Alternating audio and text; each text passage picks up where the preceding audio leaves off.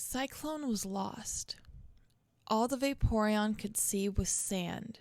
In every direction, there was nothing more. Simply miles upon miles of sand and dunes. Where was his trainer when he needed him? Gone. Long gone. Miles away by now. He would never find him again. And, truthfully, he didn't care. That boy was a traitor. The Vaporeon warily stumbled across the shifting sand, ignoring the pain that seared across his scorched paw pads. He was far too dehydrated to manage even the simplest water attack, even now, when he needed it most. He regretted the day he'd made the decision to travel with the boy, instead of being released into a forest, but the Waterstone had been far too tempting. As the wary Pokemon carried on, his paw slipped, and he was sent crashing into the burning sand. Why had his trainer been foolish enough to think he could travel all the way through this desert? He was probably just as lost. That fool. The Vaporeon was glad he had left the boy. Left before he lost the strength to perform water attacks. He had needed the water more than that stupid human and his other worthless Pokemon. Realizing that he needed to keep going, or else perish, the Vaporeon staggered to his feet, only to fall. He tried yet again. Once, twice, and a third time. All his attempts failed. Cyclone was hopelessly lost. Yet, he would not let himself die. No, his trainer didn't deserve that satisfaction. Warily, his paws scrabbled in the sand as he slowly dragged himself forward, when a glimmer of sunlight reflecting off of something nearby caught his eye. There were rocks close by, and it looked as if they had once been deeply covered in sand. Another bright flash of light made him blink. He crawled closer. His eyes widened as he reached the burning hot stones, noticing what looked like a deep green emerald placed firmly into a crack between 3 different rocks. He stared, perplexed, at the stone. It looked far too tightly jammed to be pried loose, but out of curiosity, he reached out with his paw and touched the center of its shiny surface. What felt like raw energy surged through his body, and his eyes widened in shock, his mouth open in a silent scream. Then, it all went dark. Rosie's cage now seemed very, very small. After evolving, she was quite a bit bigger than she had been before, and although still small by a Ninetales' standards, she wasn't small enough for the cage. The ceiling was far too low to allow her to stand, and she found it hard to turn around in the narrow space. Irritably, she clawed at the cage's door, but more out of frustration than actually thinking she could escape. Eve was nowhere to be seen, and the guards were being switched out often. For a while now, the humans had ignored her. She was no longer being trained for battle, and probably wouldn't ever be. Now, she was just a rare Pokemon to be sold for a high price. However, since her evolution, she had not been feeling afraid. Angry and aggravated for sure, but no longer scared. Not even when the poachers had brutally stopped her from escaping. She was done being frightened of these humans. She was a Ninetales now, and a Ninetales didn't need to be afraid of anything. Glaring angrily through the bars of the cage and looking around the room, Rosie figured it was about time she found a way out of the place. The problem was, she didn't know how. Sighing, she glanced down at where the bars met the cage floor. A few of them were scorched black, a result of her previous attempts at trying to use Ember to help her break the bars. Looking back up at a few of the other caged Pokemon, Rosie wondered how long they had been trapped in here. She mumbled, realizing something. Wonder if any of them know how long they keep the Pokemon here before they sell them. Reaching her paw out, she tapped her claws against the cage of another Pokemon, a Lanoon. You, she muttered quickly. How long are we going to be stuck here? The Lanoon stirred and looked at her drowsily. He must have been asleep. What? He muttered. Rosie rolled her eyes. Never mind. You're hopeless. You. Idiot guard. How long do I have to wait before I'm sold to some stupid trainer?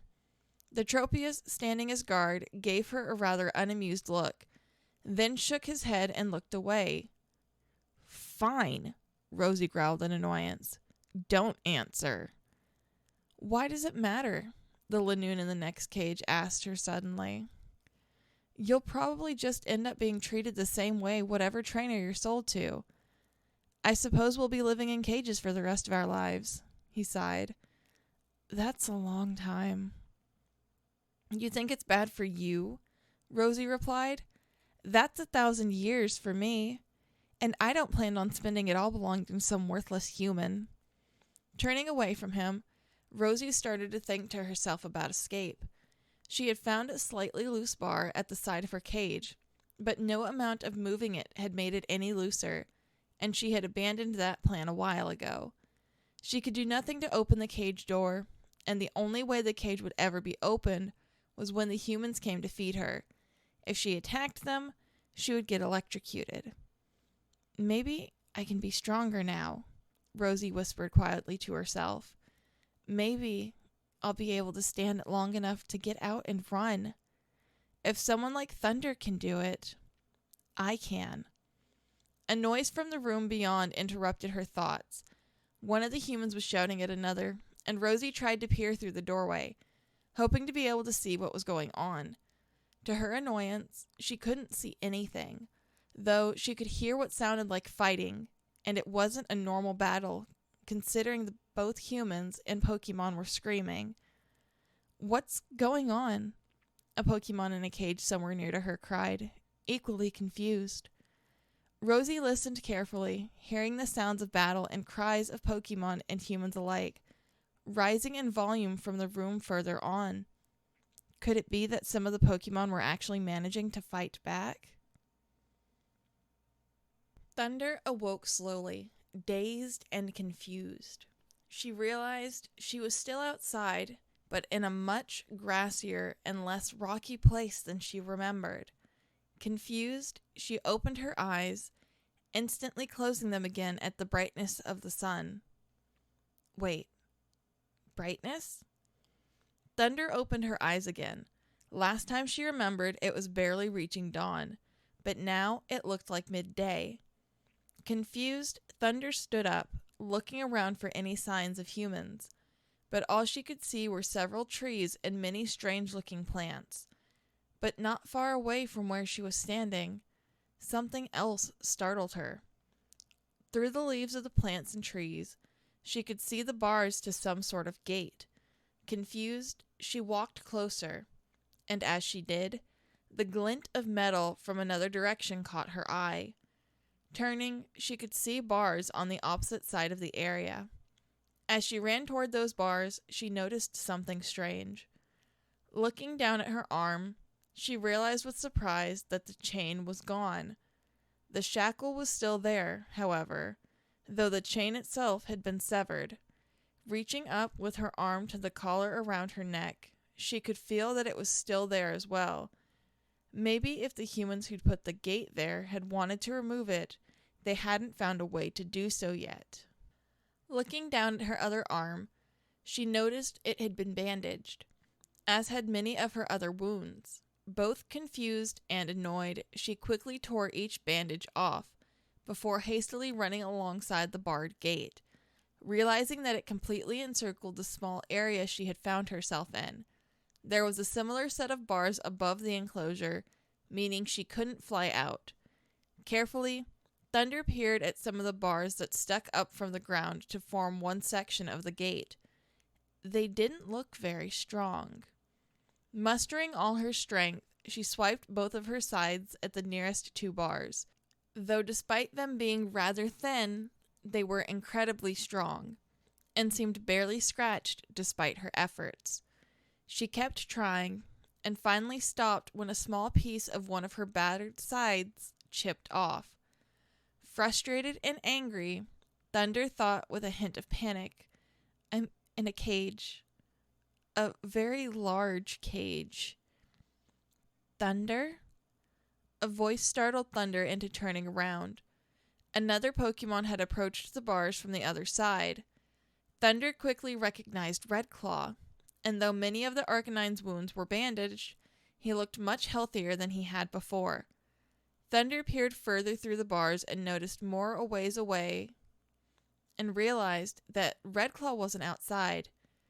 He was in another large cage just like hers, which was also grassy and had several plants and trees within it as well. However, if the humans thought they were replicating an Arcanine's natural habitat, they were doing a poor job. Thunder didn't recognize most of the plants, and she doubted if some of them were even real. However, Red Claw seemed calm. "Relax," he told her. "The humans have been gone for a while, and there's food here. It isn't poisoned. There should be some—" "Where are we?" Thunder snapped, glaring at him. She could only begin to wonder why Red Claw was so calm when they were clearly once again in the possession of humans. "I don't know," Red Claw admitted. "There's a large building near all these Pokemon enclosures, but there are nicer humans there. You've been knocked out all morning, so you wouldn't have seen, but they gave me medicine that made me feel less pain. They're trying to help us, I think." "If they were trying to help us, then why are we in cages?" Thunder spat. I think it's more to keep other Pokemon out," Red Claw stammered. "There are lots of other Pokemon here, though I think they bring the larger or wilder Pokemon to these areas outside. Just be glad they didn't keep you in that building. It's kind of frightening. There's strange smells and lots of injured Pokemon. I wonder what's happened to all of them. I think they put us out here because there were too many Pokemon in there already. Or maybe it's because they thought we'd be more comfortable outside. The gates might be to keep us from running off into the wild before our wounds have healed." "But why didn't they give us a choice?" Thunder growled. "I'm not dependent on humans, and if they're going to force me to stay here, I won't believe they're trying to help. And by the way, what do you think they're going to do with us once we've recovered enough?" "Huh?" Red Claw stiffened, and Thunder could tell he was uncertain, but he replied, "There's nothing we can do now. I suppose we should wait until we're stronger, and then we can find a way to—" "I feel stronger already," Thunder remarked, knowing that, if anything, the humans had treated her wounds. Not even the bullet wounds hurt as much anymore. "I'm ready to leave. Now. I won't stick around to find out what these humans have in store for us. I say we find a way out and... Where the heck is Stormblade?"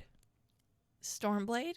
Red Claw repeated, puzzled, before realizing who Thunder meant. "The other Scyther. He's one of the ones they kept inside.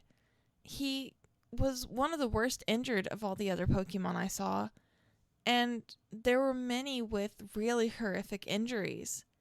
"Well, that's just great," Thunder muttered sarcastically, looking down at where the end of the gate bars were stuck into the ground. "Red Claw," she said suddenly, looking up, "do you think you could dig underneath the bars?" "Well," Red Claw began hesitantly, "they must have made it so that Pokemon can't dig under them. I mean—" "Just try," Thunder told him. "I can't dig well, and if you can dig an opening big enough for me to fit through, you could dig another way out of your cage, and we can both get out." Red Claw said nothing and only nodded, starting to scrape his claws against the damp earth, and, surprisingly quickly, he had dug deep enough to see the end of the bars. "I can dig under them," he told her. "They don't go very far underground, but they're really sharp at the ends. Careful to avoid the pointed ends of the metal bars, Redclaw swiftly scraped out more earth, soon creating a large pile of dirt behind him. Thunder stood by and waited, though she could see that Redclaw was quickly tiring. He was still weak, she realized, from the electric shock. After a minute of digging deeper, Redclaw realized the earth had become much harder to dig through, and more rocky. Thunder tried to help dig from the other side, and eventually they made a hole to crawl through, though it was very shallow. "Are you sure it's big enough?" Redclaw asked her uncertainly. "It's fine," Thunder replied, annoyed, and began to crawl through the small opening. Redclaw knew that it wasn't big enough for any scyther who wasn't as thin as Thunder to fit through, but despite the fact that the sharp ends of metal bars scraped across her back, Thunder managed to make it through and into Redclaw's enclosure rather quickly. "Come on," she muttered. "Let's find a way out of here." "Wait," Redclaw told her, still sounding a bit uncertain. "I think we should wait a little while first. I'm far too tired to dig any more right now, but we'll both be stronger if we rest a little bit. I don't think we'll have any trouble from the humans for a while. They're all too busy inside the building, and it will be easier to get away from here during the night. They left food and water here, so I don't think they're planning on coming back soon." Thunder looked about ready to argue, but simply muttered, "Fine," and turned away. She didn't seem at all pleased with the idea, and Redclaw noticed her staring through the bars, not at the other outdoor Pokemon enclosures, but beyond them. It was quite clear how she felt about being trapped in such a place, though he couldn't help but wonder if she was really mistaken about the humans who had put them there. Both Justin and Katie had been shocked to discover the amount of injured Pokemon who'd been taken to the Pokemon Center. Katie's Pokemon couldn't even be checked on, as everyone working there was far too busy caring for Pokemon with worse injuries. Katie was confused as to why so many Pokemon had gotten injured, though she figured that poacher traps were at least part of the cause. Some of them had been caught in traps meant for bigger Pokemon. She'd seen someone bringing in a Poochyena that had gotten its leg severed by one such trap. She shuddered as she walked away from the Pokemon Center with her Shinx and Justin walking beside her. Justin had returned and had gone to the Pokemon Center to wait for her. He had seen her arrive, and to his great surprise, she had brought 3 injured Pokemon with her, with the help of Nurse Joy and a Pokemon Ranger. When asked by a nurse, she had said that the 3 were wild, not mentioning that one of the Scyther had belonged to Justin. Katie had not said anything to Justin about what had happened the previous night when they'd found the hurt Scyther, and he was very glad about it.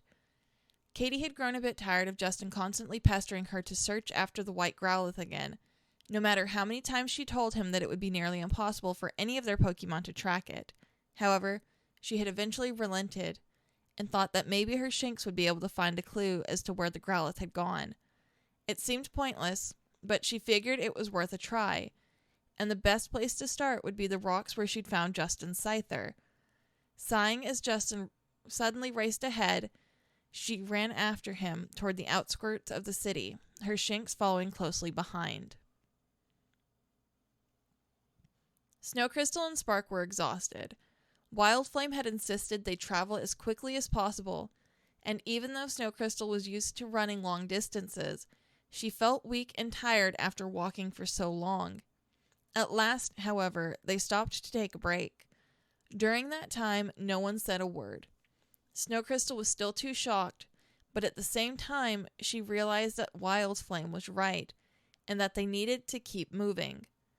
After their little break, which was all too short, Wildflame told the others that it was time to move again, and they carried on. "Will you slow down?" Spark grumbled after a short while, far behind the other 2. "I can't run for this long. Hey, wait. What's that?" Snowcrystal and Wildflame stopped. Spark was sniffing the air, and Snowcrystal did as well, soon noticing an enticing scent. "There's food nearby," Spark shouted to the others as he ran off through the bushes.